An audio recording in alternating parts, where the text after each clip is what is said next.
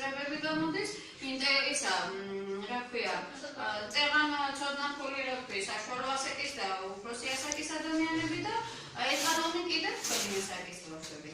და ეს შეკითხვები რომ გესმით, რომელი სფეროდან არის ეს ძირითადად, რომელიმე ერთი საგნიდან?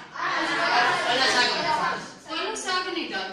ზოგ კონკურსში გამოჩნდება საგნები და აირჩიე შენ თვითონ რომელი საგანი. ყველაზე ხშირად რომელს ირჩევენ? უფრო ისტორიულს ირჩევენ. რატომ ირჩევენ უფრო უფრო? უფრო საინტერესო.